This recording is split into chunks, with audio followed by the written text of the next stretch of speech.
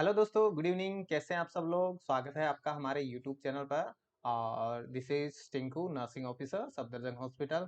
और अब आपके सामने हम जो है क्वेश्चन डिस्कस करने वाले हैं। इंपॉर्टेंट क्वेश्चन है आपके एग्जाम के लिए। तो यहाँ पर कल का हमने वीडियो अगर आपने देखा हो तो कल हमने क्वेश्चन डिस्कस किए थे। उसका ये लास्ट क्वेश्चन था और उससे इसका आंसर आपसे मांगा था। उसका आंसर मैं आज के इस वीडियो में बताने वाला हूँ। तो चलिए शुरुआत करते हैं। तो ये हमारा आज का पहला क्वेश्चन है। तो क्वेश्चन आपने कल देखा ही था, एक बार मैं फिर से बता देता हूँ क्वेश्चन आपको। छोटा सा क्वेश्चन है। The patient arterial blood gas ABG result 7.32 PCO2 47 mm of Hg, bicarbonate 24 and PaO2 91 mm of Hg, which clinical manifestation would the nurse anticipate। तो यहाँ पर जो है ये आपके सामने एबीजी है और एबीजी में आपको इस तरह से रिपोर्ट आपको देखने को मिली है। एबीजी के अंदर आपने क्या क्या देखा? आपने पीएस देखी, कितनी देखने को मिली? 7.32 आपको पीएस देखने को मिली। पीसीओ2 कितनी देखने को मिली? पीसीओ2 आपको 47 देखने को मिली है। बाइकार्बोनेट कितना देखने को मिला आपको? बाइकार्बोनेट है आपको 24 देखने को मिला है। वहीं जो है पीएओ2 है, पीएओ2 आपको कितना देखने को मिला? 91। तो यहाँ पर हम बात कर रहे हैं, ये जो ऑप्शन दे रखे हैं उसके अकॉर्डिंग जो आपको बताना है कि पेशेंट कौन सी कंडीशन से सफर कर रहा है। पहला ऑप्शन है कंफ्यूजन, दूसरा है नोजिया एंड वोमिटिंग, तीसरा है डीप रैपिड रेस्पिरेशन, चौथा है हाइपोवेंटिलेशन विद हाइपोक्सिया। तो यहाँ पर क्या होने वाला है राइट आंसर? तो फटाफट जो लोगों ने आंसर नहीं किया था वो लोग भी आंसर कर सकते हैं, और जिनको आंसर करना है वो सब लोग आंसर करें। तो यहाँ पर सब लोगों को आपको पार्टिसिपेट करना है, आंसर बताना है सबको कि क्या होने वाला है हमारा आंसर। तो सब लोग पार्टिसिपेट करेंगे। तो चलिए चलते हैं अब आंसर की तरफ, देखते हैं क्या होने वाला है हमारा राइट आंसर। तो यहाँ पर जो कंडीशन है उसके अकॉर्डिंग यहाँ पर हम बात कर देते हैं। चलो देख लेते हैं आंसर क्या होगा। तो यहाँ पर जो पीएच है वो आपको जो है नॉर्मल से आपको जो है कम देखने को मिलेगी, यानी 7.35 से 7.45 आपकी नॉर्मल रेंज होती है। तो यहाँ इससे कम देखने को मिला है, यानी पहली कंडीशन तो आपको एसिडिक यहाँ पर देखने को मिला है। उसके बाद में जो है पीसीओ2 की अगर हम बात करें तो 35 से 45 यहाँ पर आपको देखने को मिलता है, यानी यहाँ पर ये बढ़ा हुआ है रेंज। और बाइकार्बोनेट की बात करें तो 22 से 27 आप इसका जो है एवरेज मानते हो, तो ये विद इन जो है नॉर्मल रेंज आपको देखने को मिल रहा है।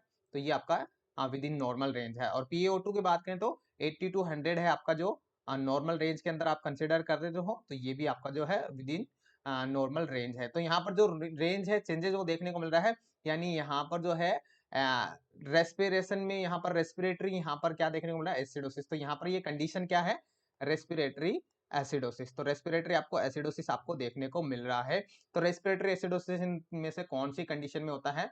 तो हाइपोवेंटिलेशन विद हाइपोक्सिया, ऐसी कंडीशन में आपको रेस्पिरेटरी एसिडोसिस आपको देखने को मिलेगा। यहाँ पर राइट आंसर होगा ऑप्शन डी। तो यहाँ पर अगर पेशेंट को हाइपर वेंटिलेट कर दिया जाए तो क्या होता है? एल्किलोसिस होता है, रेस्पिरेटरी एल्किलोसिस होता है। अगर पेशेंट को ज्यादा ऑक्सीजन मिले, ज्यादा वेंटिलेशन मिले, तो ऐसी कंडीशन में पेशेंट क्या होगा? रेस्पिरेटरी एल्किलोसिस के कंडीशन में जाएगा। और ऐसी कंडीशन जहां पर जो है वेंटिलेशन कम हो जाए, रेस्पिरेशन में यहाँ पर प्रॉब्लम हो जाए, तो ऐसी कंडीशन में क्या डेवलप होगा? रेस्पिरेटरी एसिडोसिस डेवलप होगा। क्लियर है? तो दोनों का आपको ध्यान रखना है, सीधा का सीधा आप आंसर कर सकते हो। इतने समय इतना भी आइडिया आपको होगा तो आप इससे रिलेटेड इसका आंसर कर सकते हो कि जब भी पेशेंट को ज्यादा वेंटिलेशन होगा, ज्यादा एयर मिलेगी, ज्यादा ऑक्सीजन मिलेगी, तो पेशेंट एल्कलोसिस की तरफ जाएगा। और जब पेशेंट को कम ऑक्सीजन मिलेगी तो रेस्पिरेटरी एसिडोसिस की तरफ जाएगा। ये इतना सा ध्यान रखना है, इससे क्वेश्चन क्लियर हो जाएगा। बाकी आपको जो डिस्कशन करना है वो हम मेटाबॉलिक एसिडोसिस की क्लास में करने वाले हैं। चलिए चलते हैं नेक्स्ट क्वेश्चन की तरफ, आंसर देख लेते हैं। Answer will be option D, hypoventilation with hypoxia will be right answer. Next question की तरफ बढ़ते हैं। नेक्स्ट हमारा क्वेश्चन है the first choice of drug for treating MI.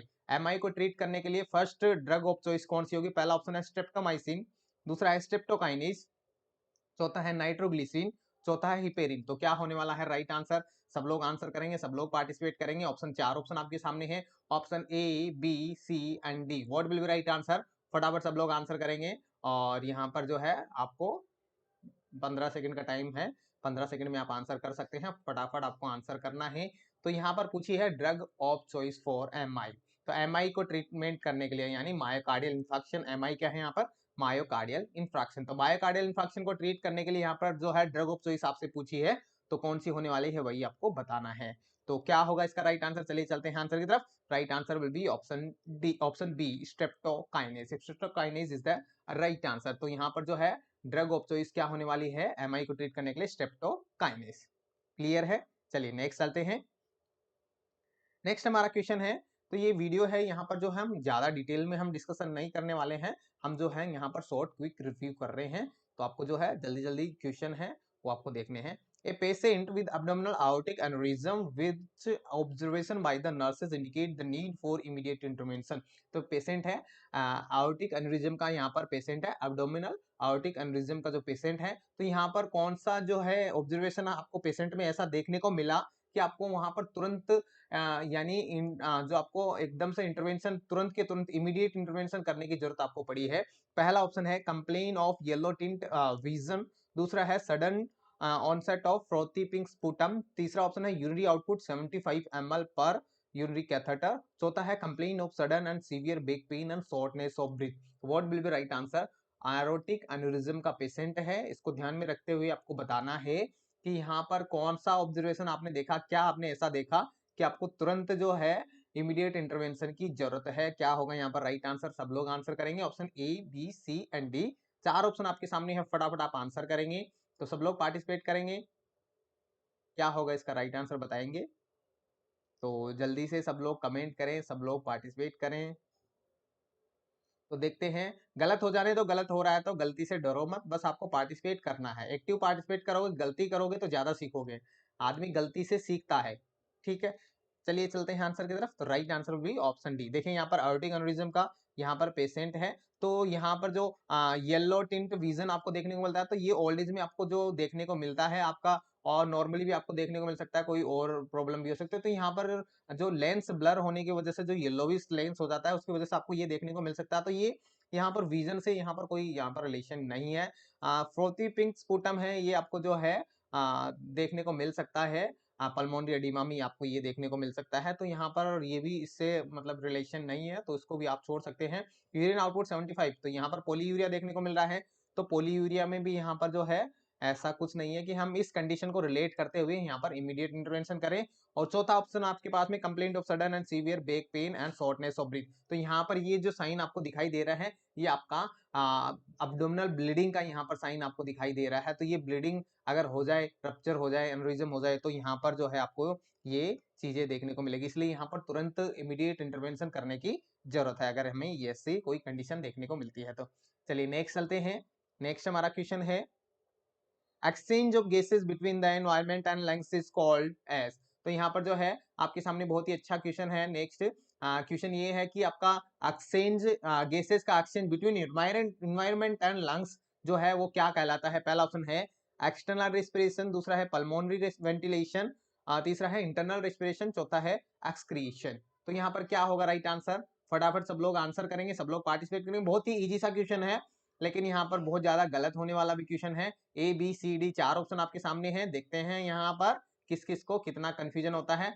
तो सबको यहाँ पर पार्टिसिपेट करना है, सब लोग आंसर करेंगे। तो चार ऑप्शन आपके सामने है, देखते हैं कौन कौन गलत करता है, कौन कौन सही करता है। सबको यहाँ पर पार्टिसिपेशन करना है। ये क्वेश्चन बहुत ही इंपॉर्टेंट है, बहुत बार आपसे क्वेश्चन में पूछा जा चुका है, और मैंने भी जो है एक दो बार ये क्वेश्चन पहले भी करवा दिया है। तो यहाँ पर गलती होने के चांसेस कम ही हो जाते हैं। तो देखते हैं यहाँ पर आप कितना सही करते हो इसको। तो चलिए चलते हैं आंसर की तरफ, देखते हैं क्या होगा इसका राइट आंसर। तो सब लोग आंसर करेंगे, चलिए चलते हैं। Let's see what will be right answer. Right answer will be option B, pulmonary ventilation. देखिए यहाँ पर जो है आपसे पूछा है, ये मान लीजिए आपका लंग्स है, ये आपका लंग्स है, और लंग्स में हमने बात करी कि लंग्स और इन्वायरमेंट, यहाँ पर जो आपका इन्वायरमेंट है, तो इस इन्वायरमेंट के बीच में जो आपका गैसेस का एक्सचेंज हो रहा है, ये गैसेस का एक्सचेंज हो रहा है, उसको आप क्या बोल रहे हो? तो यहाँ पर एयर आई आपको इन्वायरमेंट से एयर मिली, और एयर यहाँ पर आपके लंग्स में गई और लंग्स से वापस आई। ये जो एक्सचेंज है ये क्या कहलाएगा? पल्मोनरी वेंटिलेशन कहलाएगा। दोस्तों जो जिनके डाउट है एक्सटर्नल रेस्पिरेशन कहलाएगा, तो उनको बता दूं एक्सटर्नल रेस्पिरेशन किस में बीच में होता है। तो यहाँ पर हार्ट, आपका ये दिल, ये छोटा सा दिल है, और ये दिल से आपका जो है आपकी यहाँ पर पल्मोनरी आर्टरी निकलेगी, और वो लंग्स के पास में जाएगी, और लंग्स के पास में यहाँ पर पल्मोनरी कैपिलरीज में यहाँ पर डिवाइड होकर फिर बाद में पल्मोनरी वेन के थ्रू आपके लेफ्ट एट्रियम में यहाँ पर जो है ब्लड है, प्यूरिफाइड ब्लड लेके छोड़ देते हैं। तो यहाँ पर जो ब्लड और आपके लंग्स के बीच में एक्सचेंज हो रहा है, इसको आप बोलते हो एक्सटर्नल रेस्पिरेशन। इसको हम बोलेंगे एक्सटर्नल रेस्पिरेशन। और जो आपका इन्वायरमेंट यानी बाहरी वातावरण से और आपके लंग्स से दोनों में, ये जो बाहर से जो मैं हवा ले रहा हूं आप भी ले रहे हैं, ये हवा और आपके लंग्स इन दोनों के बीच में जो एक्सचेंज हो रहा है उसको हम बोलते हैं पल्मोनरी वेंटिलेशन। क्लियर है, ये चीज आपको ध्यान रखना है। और एक्सटर्नल रेस्पिरेशन आपका लंग्स और ब्लड के बीच में हो गया। और फिर आपका एक आता है इंटरनल रेस्पिरेशन। इंटरनल रेस्पिरेशन आपका ब्लड से यानी आपकी हार्ट से आपकी आर्टरी निकलेगी, आर्टरी आपकी आर्टरी से और टिश्यू, यहां पर सेल बोल सकते हो, टिश्यू, इनके बीच में जो एक्सचेंज हो रहा है, इन दोनों के बीच में जो एक्सचेंज हो रहा है उसको आप बोलोगे इंटरनल रेस्पिरेशन। क्लियर है, तो बोल सकते हो बिटवीन सेल एंड ब्लड जो आपका गैसेस का एक्सचेंज है वो आपका इंटरनल रेस्पिरेशन के अंदर आता है। चलिए नेक्स्ट चलते हैं। नेक्स्ट हमारा क्वेश्चन है the normal intraocular pressure is, normal IOP आपको बताना है कितना होता है normal IOP. What will B normal IOP? चार ऑप्शन आपके सामने है। पहला ऑप्शन है 8 से 21 एमएम ऑफ एचजी, दूसरा है 16 से 25 एमएम ऑफ एचजी, तीसरा है 20 से 35 एमएम ऑफ एचजी, और चौथा है आपके पास में 19 से 38 एमएम ऑफ एचजी। तो क्या होगा यहाँ पर राइट आंसर? सब लोग आंसर करेंगे, फटाफट आंसर करेंगे। What will be right answer? There are 4 option in front of you, फटाफट सब लोग आंसर करेंगे। तो देखते हैं क्या होने वाला है यहाँ पर राइट आंसर। सब लोग जितने भी लोग लाइव हैं वो अपनी हाजिरी लगवा दें, अपनी प्रेजेंट लगवा दें। जो भी इस वीडियो को देख रहे हैं अपनी प्रेजेंट जरूर लगवाना, ताकि पता चले कि आप यहाँ तक पहुंचे हो, आपने ये वीडियो देखा है। तो चलिए चलते हैं आंसर की तरफ, देखते हैं क्या होगा राइट आंसर। तो right answer will be option A 8 से 21 एमएम ऑफ एचजी। तो 8 से 21 एमएम ऑफ एचजी क्या होता है आपका normal IOP, intra ocular pressure, यानी आपकी आईज के अंदर जो प्रेशर होता है वो आपका 8 से 21 एमएम ऑफ एचजी होता है। क्लियर है, चलिए नेक्स्ट चलते हैं। नेक्स्ट हमारा क्वेश्चन है one of the following drug is use to lower blood cholesterol. तो ब्लड कोलेस्ट्रॉल को कम करने के लिए कौन सी मेडिसिन आपको दी जाती है? तो यहाँ पर ये मेडिसिन है आपको घर में आपके किसी न किसी के तो चल ही रही होगी, जो बुजुर्ग लोग होते हैं उनके सबके आजकल ये मेडिसिन चल रही होती है। सर चल तो रही है पर हमने पता नहीं क्या क्या चल रही है और क्यों चल रही है, बस दवाइयां चल रही हैं, हमने लिख रखा है ये रात को देनी है और ये दिन में देनी है, इतना ही पता है। नहीं, सब पता होना चाहिए कौन सी मेडिकेशन चल रही है। और ये मेडिकेशन चल रही है तो आप उसको सर्च करो यार, कम से कम उसको तो सर्च करो, दुनिया में कितनी सारी मेडिसिन है, तो आप कम से कम जो चल रही है उसको तो देखो क्या चल रही है और किस लिए चल रही है। तो ये आपको देखना चाहिए, इससे आपको सीखने को मिलता है। तो यहाँ पर 4 ऑप्शन है। पहला ऑप्शन है डिल्टियाजेम, दूसरा है प्रोपेनोलॉल, तीसरा है फुरसेमाइड, चौथा है टोरवास्टिन। तो क्या होगा यहाँ पर right answer? What will be right answer? कौन सी ड्रग है जो ब्लड कोलेस्ट्रॉल लेवल को कम करने के लिए दी जाती है? और यहाँ पर आपके ज्यादातर किसी न किसी पर्सन के, आपके ओल्ड एज वाले जो यहाँ पर जो हमारे बुजुर्ग होते हैं उनके कहीं न कहीं ये मेडिकेशन चल ही रही होती है। तो बहुत ज्यादातर लोगों की ये चल रही होती है अगर वो हेल्थ के लिए थोड़े से कॉन्शियस हैं तो चलिए चलते हैं आंसर की तरफ, देखते हैं क्या होने वाला है यहाँ पर राइट आंसर।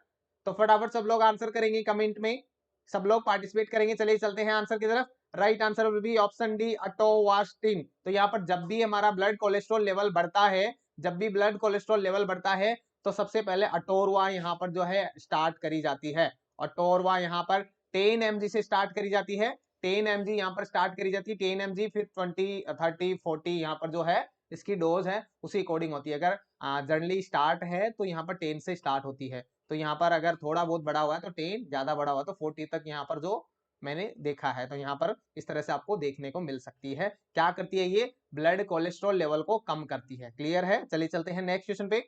नेक्स्ट हमारा क्वेश्चन है the patient with sacral wound with full thickness measure 4 centimeter by 6 centimeter with irregular border and covered by a layer of black collagen which is the wound stage। तो यहाँ पर आपको wound stage बतानी है, जहां पर आपको दे रखा है कि फुल थिकनेस है और मीजर 4/6 सेंटीमीटर का यहाँ पर जो है इरेगुलर बॉर्डर के साथ में जो है आपको वुंड देखने को मिल रहा है और ब्लैक कोलेजन से वो कवर्ड है। तो यहाँ पर कौन सी स्टेज होगी? 4 ऑप्शन है, स्टेज 1, स्टेज 2, स्टेज 3 एंड अनस्टेजेबल।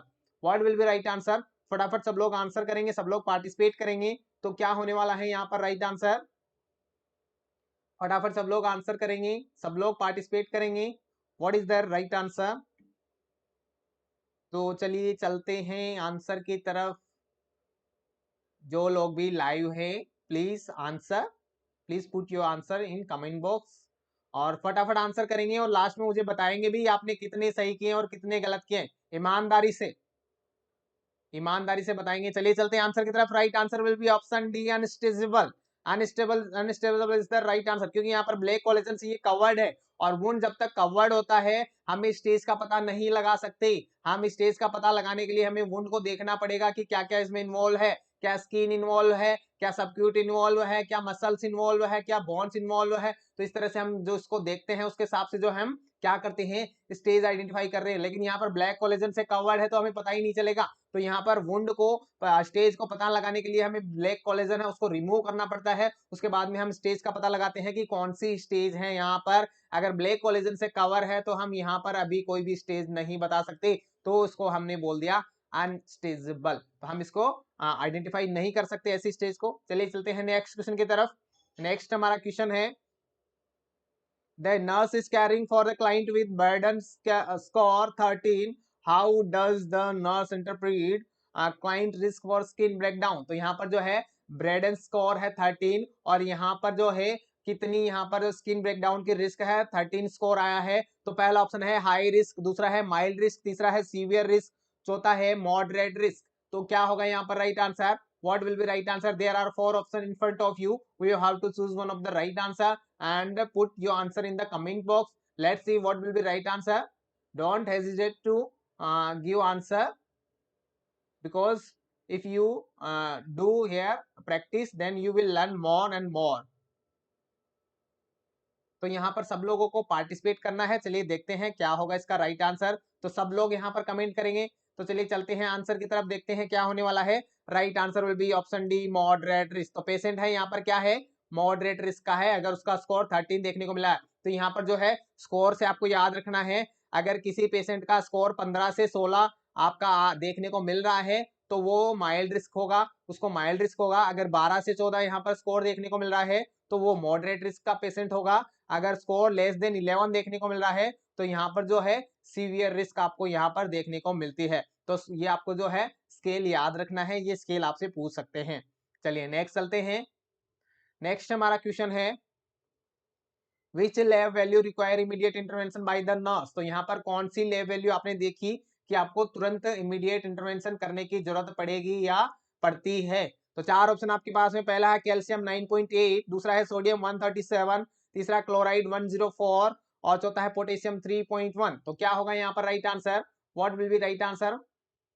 तो यहाँ पर सब लोगों को आंसर करना है कमेंट में, फटाफट सब लोग आंसर करेंगे। What will be right answer? Let's see the answer. सब लोग यहाँ पर कमेंट में आंसर करेंगे, सब लोग पार्टिसिपेट करेंगे। तो देखते हैं यहाँ पर क्या होने वाला है राइट आंसर।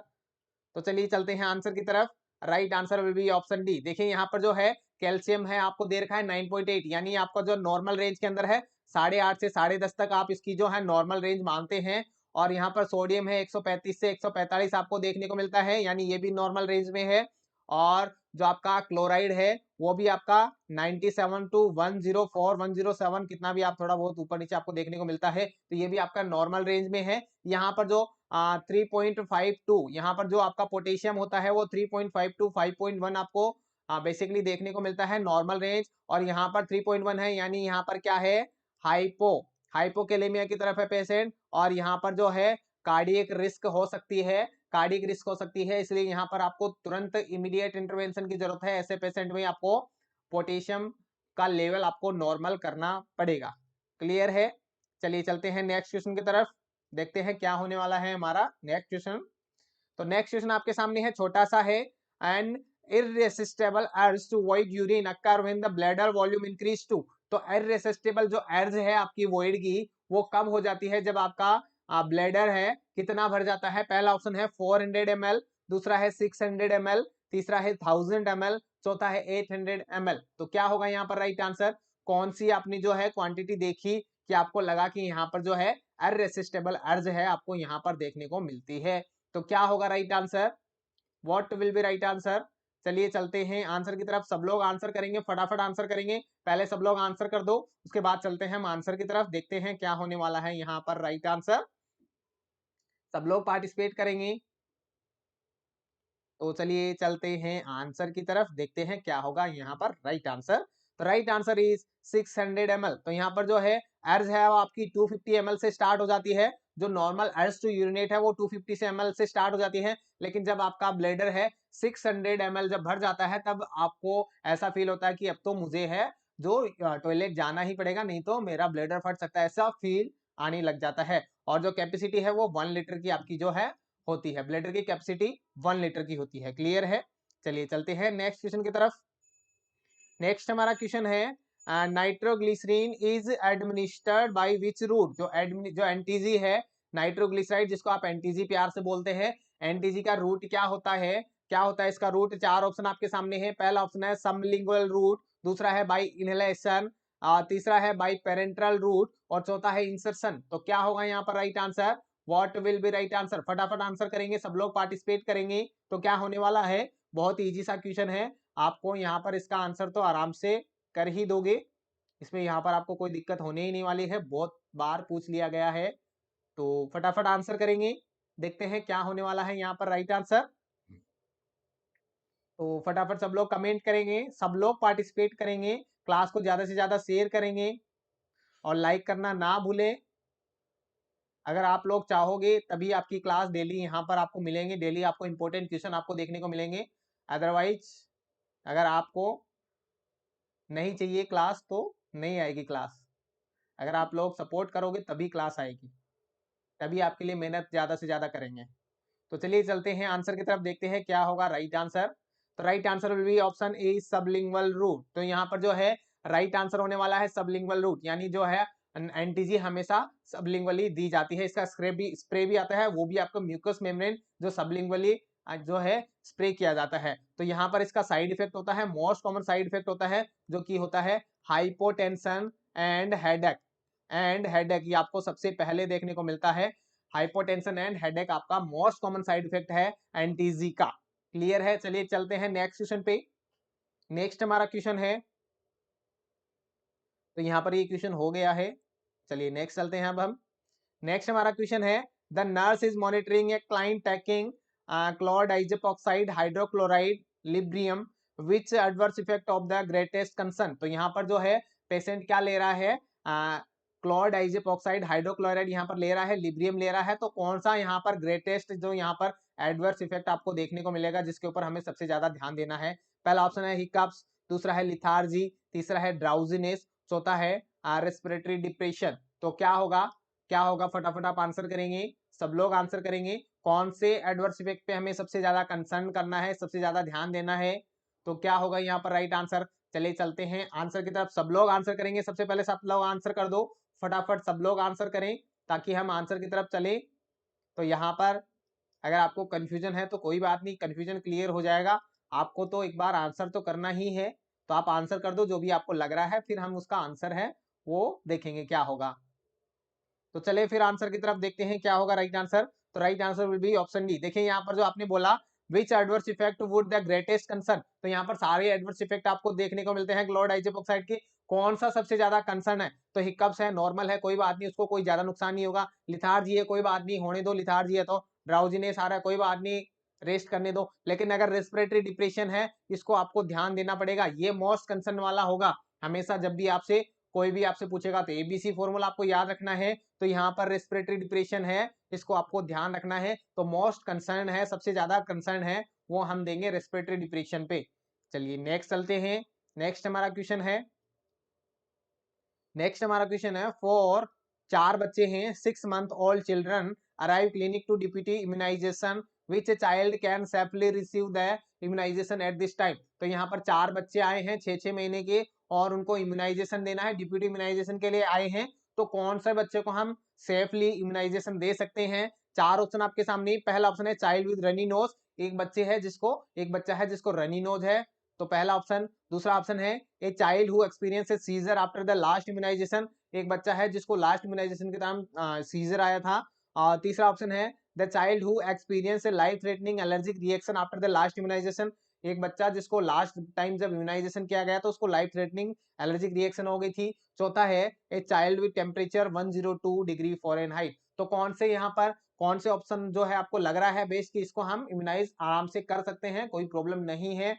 तो क्या होगा right answer? What will be right answer? फटाफट सब लोग आंसर करेंगे, सब लोग पार्टिसिपेट करेंगे। क्या होने वाला है राइट आंसर? सब लोग बताएंगे तो क्या होगा राइट आंसर? चार ऑप्शन आपके सामने है, option A B C D. Choose one of the right answer and leave in the comment box. What will be right answer?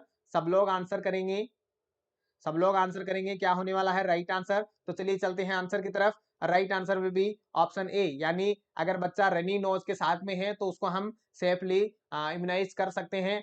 कुछ को अगर डाउट हुआ है कि फीवर में भी दे सकते हैं, तो हाँ बिल्कुल दे सकते हैं, लेकिन पहले हमें जो है फीवर को यहाँ पर हमें कम करना है। यानी फीवर है उसके लिए हमें मेडिकेशन देना है, एंटीबायोटिक देनी है। जब फीवर कम हो जाए तो हम जो है वैक्सीनेशन दे सकते हैं, और अदर कोज है तो उसको आइडेंटिफाई कर लेना है फीवर का। तो यहाँ पर बाकी इन दोनों को हम यहाँ पर वैक्सीनेशन नहीं देंगे कभी भी, और फीवर के साथ में है तो फीवर को नॉर्मल होने के बाद हम इसको वैक्सीनेशन दे सकते हैं। चलिए नेक्स्ट चलते हैं। नेक्स्ट आपके सामने क्वेश्चन है, which position would be best for the patient showing sign of shock? तो यहाँ पर शॉक का पेशेंट है, शॉक के पेशेंट में हम यहाँ पर जो है कौन सी पोजीशन देंगे? चार ऑप्शन आपके सामने है। पहला ऑप्शन है सेमी फाउलर, दूसरा है हाई फाउलर, तीसरा ट्रेनल-बर्ग, चौथा है मॉडिफाइड ट्रेनल-बर्ग। तो क्या होगा यहाँ पर right answer? What will be right answer? फटाफट सब लोग आंसर करेंगे। चार ऑप्शन आपके सामने है, option A B C and D. What will be right answer? सब लोग कमेंट करेंगे, सब लोग पार्टिसिपेट करेंगे। तो क्या होने वाला है राइट आंसर? फटाफट आंसर करेंगे सब लोग। ए बी सी डी चार ऑप्शन आपके सामने हैं, तो देखते हैं कितना इसका आंसर कर पाते हैं। तो चलिए चलते हैं आंसर की तरफ, देखते हैं क्या होगा राइट आंसर। तो right answer will be option C Trendelenburg. तो यहाँ पर जब भी पेशेंट यहाँ पर शॉक की कंडीशन हो रही है, शॉक डेवलप हो रहा है, तो ऐसे पेशेंट में हम ट्रेनल-बर्ग पोजीशन देते हैं। इसमें क्या होता है, इसमें जो पेशेंट है उस पेशेंट का जो यहाँ पर जो है हेड है यहाँ पर लोअर साइड में होता है, और जो उसकी बॉडी है अगर हम बात करें, लेग है, लेग आपको एलिवेशन आपको देखने को मिलता है, लेग एलिवेशन आपको देखने को मिलता है। तो इस तरह से आपका जो बेड है, बेड का यहाँ पर आप देखोगे तो इस तरह से आपको जो है आपको लेग है एलिवेशन देखने को मिलेगा, हेड है डाउन की तरफ देखने को मिलेगा। यहाँ पर आप पिलो भी लगा सकते हैं, यहाँ पर आप पिलो भी लगा सकते हैं पेशेंट के कंफर्ट के लिए। तो यहाँ पर ये पोजीशन देते हैं। अगर मॉडिफाइड ट्रेनल-बर्ग की बात करें तो इसमें क्या होता है, आपको इसका उल्टा होता है, यानी जो पेशेंट है उसका हेड है कुछ इस तरह से होता है, और लेग है वो इस तरह से आपको जो है देखने को मिलता है। तो इस तरह की आपको पोजीशन देखने को मिलती है, जिसको आप रिवर्स ट्रेनल-बर्ग या फिर मॉडिफाइड ट्रेनल-बर्ग भी आप उसको बोल सकते हैं। तो ये वाली पोजीशन आप दोगे। तो यहाँ पर जो है ये वाली पोजीशन देते हैं ट्रेनल-बर्ग। तो क्या होता है, यहाँ पर वीनस रिटर्न है वो अच्छा होता है, वीआर है बढ़ जाता है, जिसकी वजह से यहाँ पर हाइपोवोलेमिक शॉक या फिर शॉक है वो नहीं होता, यानी अच्छा वीनस रिटर्न आएगा तो कार्डिक आउटपुट अच्छा होगा। क्लियर है? चलिए नेक्स्ट चलते हैं। नेक्स्ट हमारा क्वेश्चन है, the patient receiving IV heparin therapy for pulmonary embolism, which lab value would the nurse expect to order on this client? तो यहाँ पर जो है पेशेंट है आईवी हेपेरिन थेरेपी भी चल रहा है पल्मोनरी एम्बोलिज्म के लिए। तो यहाँ पर जो है कौन सी लैब वैल्यू है वो यहाँ पर ऑर्डर करी जाएगी, यानी टेस्ट कौन सा ब्लड टेस्ट हम चेक करेंगे। पहला ऑप्शन है हिमेटोक्रिट, दूसरा है एसडीएल एंड एलडीएल, तीसरा है पीटी पीटीटी आईएनआर, और चौथा ऑप्शन ट्रोपोनिन लेवल। तो क्या होगा यहाँ पर राइट आंसर? ये तो सब लोग आप आंसर कर ही दोगे, तो क्या होगा राइट आंसर? फटाफट आंसर करेंगे, देखते हैं क्या होने वाला है यहाँ पर राइट आंसर। चार ऑप्शन आपके सामने है, A B C and D. What will be right answer? Comment in, leave your answer in comment box. So participate, please participate all candidate and give answer. जो भी आपको लग रहा है वो आंसर पुट कर सकते हैं आप। तो जो भी आपके मन में, जो भी आपके माइंड में आ रहा है आप यहाँ पर पुट कर सकते हैं। चलिए चलते हैं आंसर की तरफ, देखते हैं क्या होने वाला है राइट आंसर। तो right answer will be option C PT PTT and INR. तो यहाँ पर जो है ब्लीडिंग प्रोफाइल है, ब्लीडिंग एंड क्लॉटिंग प्रोफाइल है, ये आपको जो है इसमें चेक करनी है। क्लियर है? चलिए नेक्स्ट चलते हैं। नेक्स्ट आपके सामने क्वेश्चन है, a patient receiving IV heparin and notes INR 4.6 which order by the healthcare provider does the nurse anticipate? तो यहाँ पर 4.6 आपको आईएनआर देखने को मिल रहा है। तो यहाँ पर कौन सा यहाँ पर जो टेस्ट है वो यहाँ पर करा जाएगा। तो क्या करा जाएगा, सॉरी टेस्ट नहीं, क्या करा जाएगा? अगर 4.6 आपको देखने को मिल रहा है तो यहाँ पर एक नर्स जो है उसको क्या एक्शन होगा नेक्स्ट, उसको पता होना चाहिए कि क्या नेक्स्ट एक्शन होने वाला है। तो क्या होगा? पहला ऑप्शन है an order for vitamin K IM, दूसरा है an order for protamine sulfate, तीसरा है an order for withdraw labs in 6 hour. चौथा है in order for increase the infusion rate. तो यहाँ पर जब भी आपका INR 4.6 आएगा तो आप क्या करोगे, फटाफट आंसर दो। सब लोग यहाँ पर पार्टिसिपेट करेंगे। 4 ऑप्शन आपके सामने है, फटाफट सब लोग आंसर करेंगे। What is the right answer? Please participate all candidates. तो क्या होने वाला है हमारा यहाँ पर राइट आंसर? 4 ऑप्शन आपके सामने, option A B C D। Leave your answer in the comment box. तो सब लोग पार्टिसिपेट करेंगे, प्लीज पार्टिसिपेट और कैंडिडेट्स। तो चलिए देखते हैं क्या होगा इसका राइट आंसर। तो चलिए चलते हैं आंसर की तरफ। Right answer is option B, an order for protamine sulfate. तो यहाँ पर हिपेरिन है, यहाँ पर जैसे कि आप देख सकते हैं 4.6 वैल्यू गई है, तो यहाँ पर अप टू 1 तक जो है, अप टू 1, अप टू 1 अगर नॉर्मल कैंडिडेट है जिसको कोई भी यहाँ पर जो है बोल सकते हैं कि एंटीकोगुलेंट नहीं चल रही, उसका नॉर्मल होता है। लेकिन अप टू 3 तक जो है एक्सेप्टेबल है, अप टू 3 तक एक्सेप्टेबल है अगर पेशेंट एंटीकोगुलेंट पे है। और यहाँ पर 3 से ऊपर हो जाए तो यहाँ पर जो है टॉक्सिसिटी शो कर रहा है यहाँ पर, यानी ओवरडोज हो गया। अब यहाँ पर इसका एंटीडोट हमें देना पड़ेगा। तो हिपेरिन का एंटीडोट क्या होता है? Protamine sulphate. विटामिन के किसका होता है? वारफरीन का होता है। वारफरीन का विटामिन के होता है। अगर वारफरीन होती तो हम यहाँ पर विटामिन के दे सकते थे, लेकिन यहाँ पर हिपेरिन है इसलिए हम प्रोटामाइन सल्फेट देंगे। तो 6 घंटे का हमें वेट नहीं करना है, ऐसा नहीं 6 घंटे बाद दोबारा करेंगे। और इंक्रीज तो बिल्कुल भी नहीं करना है, हमें क्या करेंगे यहाँ पर जो है बंद ही कर देंगे हिपेरिन और उसका एंटीडोट अलग से देंगे। तो ये आपको काम करना है। चलिए नेक्स्ट चलते हैं। नेक्स्ट हमारा क्वेश्चन है, A patient comes in emergency department in her third trimester for pregnancy with painless vaginal bleeding. Which condition is suspected? तो यहाँ पर जो है इमरजेंसी डिपार्टमेंट में एक जो है क्लाइंट है, यानी बोल सकते हैं कि जो प्रेग्नेंट लेडी है वो आई है और वेजाइनल ब्लीडिंग है, यहाँ पर पेनलेस वेजाइनल ब्लीडिंग है। पॉइंट यहाँ पर नोट करना है, पेनलेस वेजाइनल ब्लीडिंग आपको देखने को मिल रही है। तो ऐसी कौन सी कंडीशन उस पेशेंट को, इस क्लाइंट को या उस लेडी को हो सकती है, आपको यही बताना है। पहला ऑप्शन प्लेसेंटल अब्रप्शियो, दूसरा है यूरिनरी ट्रैक्ट इन्फेक्शन, तीसरा है प्लेसेंटा प्रीविया और चौथा है यूटेराइन पॉलिप्स। तो क्या होगा, क्या होगा right answer? What will be right answer? Comment करना है सबको, सबको यहाँ पर पार्टिसिपेट करना है।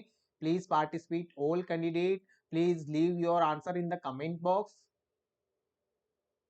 आप लोग पार्टिसिपेट करोगे तो ही आपका भला होगा, अगर पार्टिसिपेट नहीं करोगे तो आपको सीखने को कम ही मिलने वाला है।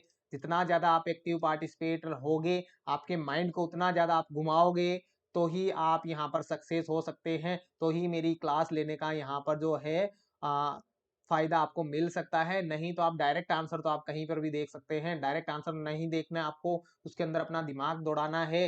इतना आपको टाइम मिल रहा है, इस टाइम में आपको अपना दिमाग दौड़ाना है, आंसर करना है। तो चलिए चलते हैं आंसर की तरफ। Right answer will be option C, placenta previa. अगर आपको पेनलेस वेजाइनल ब्लीडिंग देखने को मिलते हैं तो यहाँ पर प्लेन, यहाँ पर पी यहाँ पर जो है पेनलेस, यहाँ पर जो ब्लीडिंग आपको देखने को मिलेगी प्लेसेंटा प्रीविया के अंदर, और प्लेसेंटा अब्रप्शियो के अंदर आपको पेनफुल ब्लीडिंग, वेजाइनल ब्लीडिंग आपको देखने को मिलती है। क्लियर है? चलिए नेक्स्ट चलते हैं। नेक्स्ट आपके सामने क्वेश्चन है, a nurse give 35-year-old primary gravida client to Rogam injection in her 27th week of pregnancy. Which of the client situation required to nurse to take this section? तो यहाँ पर जो है रोगम का इंजेक्शन 27 वीक पे यहाँ पर जो है प्रेगनेंसी में दिया जा रहा है। तो यहाँ पर कौन से क्लाइंट को रोगम इंजेक्शन की यहाँ पर जरूरत है? पहला ऑप्शन है RS negative mother and RS positive father, दूसरा है RS negative mother, RS negative father, तीसरा है RS positive mother, RS negative father, चौथा है RS positive mother and RS positive father. तो यहाँ पर कौन से यहाँ पर क्लाइंट है, आपको क्या लगता है कि कौन से क्लाइंट को हमें रोगम इंजेक्शन है वो देना चाहिए? रोगम को आप एंटी डी भी बोलते हैं, एंटी डी, एंटी डी भी आप इसको बोलते हैं, रोगम को एंटी डी भी बोलते हैं। तो आपको जो है 27 वीक पे आप जब है आपको देना है, तो यहाँ पर कौन से क्लाइंट को जरूरत होती है इस तरह के इंजेक्शन की, तो वही आपको बताना है, option A B C D। तो यहाँ पर 4 ऑप्शन आपके सामने हैं जिसमें आपको बताना है कि कौन से क्लाइंट को हमें जरूरत है। तो क्या होगा राइट आंसर? चलिए चलते हैं आंसर की तरफ, देखते हैं क्या होगा राइट आंसर। तो right answer will be option A. देखिए यहाँ पर क्या होता है, नेगेटिव जहां पर है वहां पर जो है एंटीबॉडी नहीं है, एंटीबॉडी नहीं है, और जहां पॉजिटिव है वहां पर समझ लीजिए एक अलग है, RS फैक्टर है, वहां पर एंटीबॉडी है उसकी, उसके एंटीजन एंटीबॉडी है, बोल सकते हैं एंटीजन है उसका ब्लड के अंदर। तो यहाँ पर एंटीजन है, एंटीजन, यहाँ पर एंटीजन जहां पर नेगेटिव है वहां पर कुछ नहीं है, ना एंटीजन है ना एंटीबॉडी है, और जहां पॉजिटिव है वहां एंटीजन और एंटीबॉडी दोनों है उसके ब्लड के अंदर। तो देखिए जहां पर मदर है, मदर नेगेटिव है, इसलिए मदर के अंदर क्या है, एंटीजन भी नहीं है ना ही उसकी एंटीबॉडी है।